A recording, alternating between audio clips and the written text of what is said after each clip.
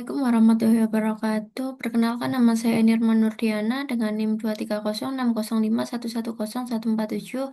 Nah, untuk di awal presentasi saya sebutkan demi Allah bahwa saya mengerjakan sendiri dengan jujur dan tidak menyontek. Nah, saya mulai menjawab pertanyaan, yaitu yang pertama, jelaskan pengertian dari sistem terdistribusi dan berikan contohnya.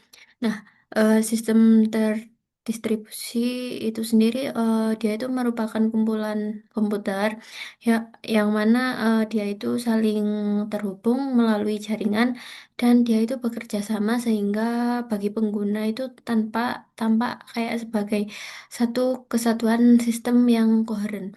Nah, komponen-komponen di dalam caranya berkomunikasi dan berkoordinasi itu melalui pertukaran pesan. Nah, sistem ini tuh digunakan untuk mendistribusikan data, informasi, objek, dan layanan kepada pengguna yang terlibat di dalamnya itu.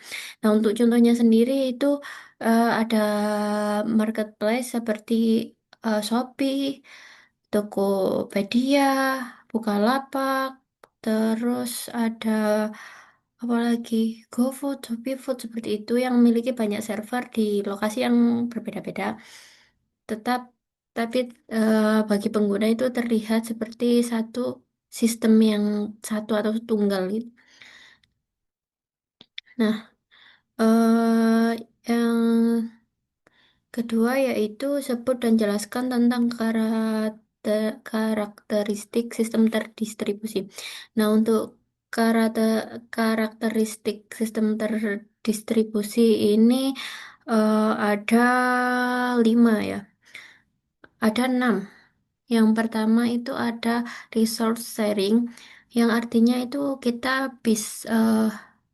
bisa mengakses datanya itu dari mana saja, dari mana saja. Nah, yang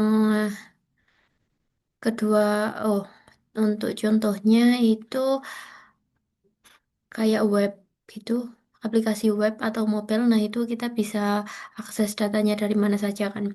Yang kedua yaitu ada openness, yaitu sistemnya itu bisa dikembangkan oleh siapa saja. Jadi seorang develop atau programmer itu bisa memperbarui atau menambah fitur baru sesuai kebutuhan yang perlu ditambahkan. Yang ketiga yaitu ada konsurensi, yaitu banyak atau beberapa proses bisa berjalan dengan bersamaan pada satu sistem yang sama. Contohnya seperti banyak pengguna yang mengakses database pusat itu secara bersamaan. Yang ketiga yang keempat yaitu ada scalability. Scalability ini bisa diperbesar tanpa ubah sistem utama. Semisal misalnya menambah server atau meningkatkan spesifikasi seperti itu. Yang kelima ada fault tolerance, yaitu tetap jalan walaupun dia itu eh, ada error atau sebagian komponennya itu ada yang gagal. Misalnya jika satu server down, layanan tetap berjalan di server yang lain. Nah, yang terakhir itu ada transparansi, yaitu pengguna itu tidak sadar jika sistemnya sebenarnya itu tersebar di banyak lokasi yang berbeda-beda. Misalnya kayak sistem pemesanan tiket yang menggunakan beberapa database seperti itu. Nah, kemudian nomor 3, sebut dan jelaskan tentang arsitektur utama sistem terdistribusi.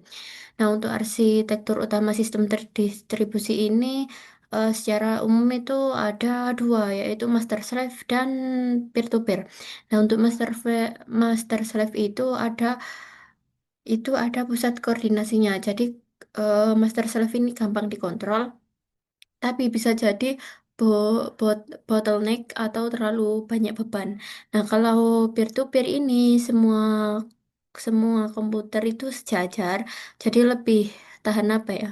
Lebih tahan gagal dan bisa dibesarkan dengan mudah. Contohnya kayak sistem torrent gitu. Nah, lanjut yang nomor 4, jelaskan pengertian dari soket dan berikan contohnya. Nah, untuk soket itu sendiri yaitu antarmuka komunikasi pada jaringan yang berfungsi sebagai titik akhir atau endpoint dalam pertukaran data antar proses, baik itu di komputer yang sama maupun komputer yang berbeda melalui protokol jaringan seperti TCP atau IP.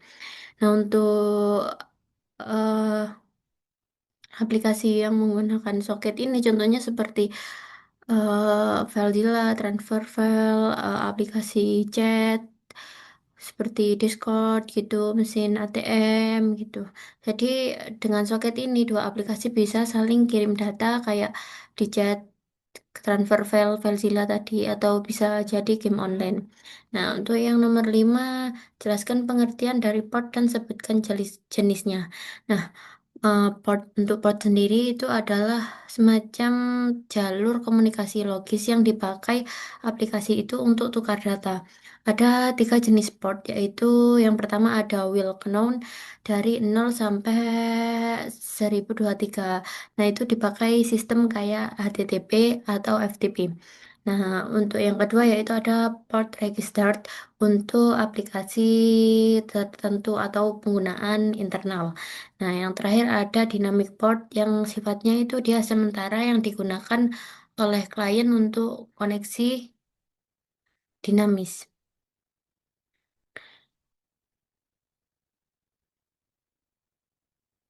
Kemudian lanjut, jelaskan nomor 6, jelaskan pengertian dari service oriented arsitektur atau SOA.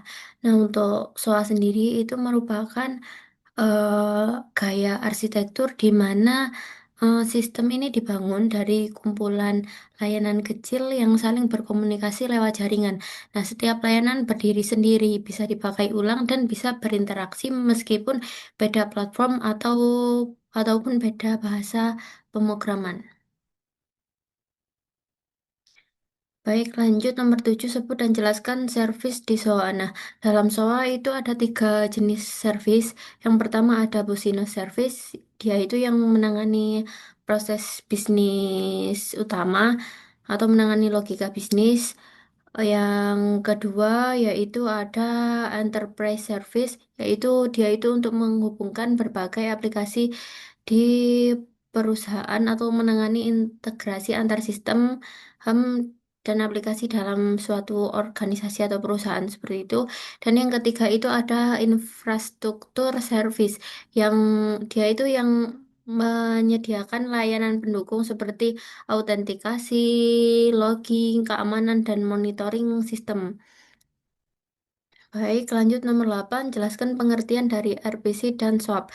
Nah, untuk RPC sendiri itu metode yang dia itu buat manggil fungsi di komputer lain seolah-olah dia itu lokal biasanya lewat jaringan. Jadi, metode komunikasi RPC ini di mana sebuah program dapat memanggil prosedur di komputer lain seolah-olah berada di sistem lokal. Nah, yang untuk SOAP ini dia itu protokol yang berbasis XML. Dia itu dibuat untuk kirim pesan antar sistem. Umumnya itu lewat HTTP. Jadi dua aplikasi yang berbeda platform bisa saling berkomunikasi. Yang nomor 9 yaitu jelaskan pengertian dari WSDL dan REST. Untuk WSDL itu sendiri merupakan dokumen XML yang mendeskripsikan layanan web, yaitu meliputi kayak isinya itu kayak lokasi, metode, dan cara aksesnya. Dan WSDL ini menjadi panduan bagi aplikasi untuk memahami cara mengakses layanan tersebut. Nah, untuk REST sendiri itu merupakan gaya arsitektur yang dipakai oleh HTTP untuk komunikasi yang bersifat stateless. Jadi server dan klien itu nggak saling menyimpan status, dan REST ini sering dipakai di API yang modern. Nah, yang terakhir yaitu jelaskan tentang XML, JSON, dan RSS. Nah, untuk XML itu sendiri itu merupakan bahasa markup berbasis teks yang digunakan untuk yang dia itu format berbasis teks yang dibuat untuk nyimpen dan kirim data antar sistem. Nah, sementara JSON itu format data yang dia itu lebih ringan dan gampang dibaca, sering dipakai di API. Nah, untuk kalau RSS sendiri itu formatnya itu buat dapetin update otomatis dari suatu situs kayak berita ataupun blog. Baik, akhiri dulu. Wassalamualaikum warahmatullahi wabarakatuh.